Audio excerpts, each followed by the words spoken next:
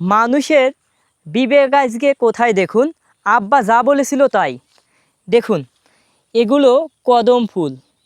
সাধারণত ছোট্ট বাচ্চাটি এই কদম ফুলগুলো খেলা করার জন্য এবং সৌন্দর্য উপভোগ করার জন্য মূলত এগুলো আপনার গোছাচ্ছে। উপর থেকে তার ভাই সাধারণত তাকে পেড়ে দিচ্ছে।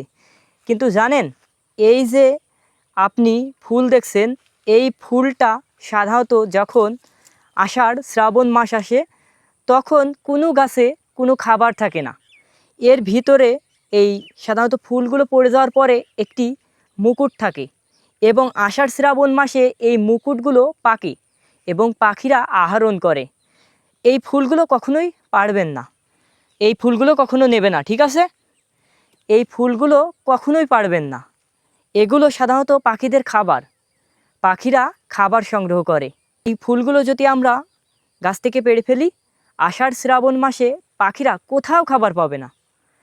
এই ফুলগুলো থেকেই তারা খাবারটা সংগ্রহ করবে। তাই কখনোই এই ফুলগুলো ছিঁড়বেন না। ফুল গাছের সৌন্দর্য, গাছেই মানায়। যদি এই ফুলগুলো ছিঁড়ে নেন, হয়তোবা আপনি কিছু সময় সৌন্দর্য উপভোগ করতে পারবেন, কিন্তু আষাঢ় শ্রাবণ মাসে ভারী বৃষ্টিপাতের ভিতরে পাখিরা তাদের খাবার হিসাবে এগুলো গ্রহণ করতে পারবে। তাই কখনোই এই ফুলগুলো ছিঁড়বেন না।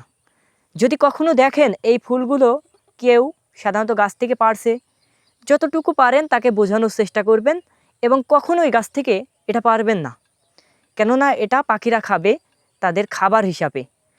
তাই যে যেখান থেকে পারেন, যদি কখনো দেখেন যে এই ফুলগুলো পারছে, তাদেরকে মানা করবেন এবং এগুলো কখনোই পারবেন না। এবং ছোট ছোট বাচ্চারা ভুল করে আবদার করে, যেমন আমার পাশেই দেখতে পারছেন যে তার বড় ভাইয়ের কাছে ছোট বোন আবদার করেছে এবং সেজন্যই কিন্তু পেড়ে ফেলছে।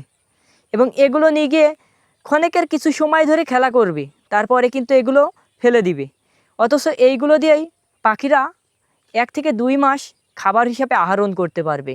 তাই কখনোই এটা ছিঁড়বেন না।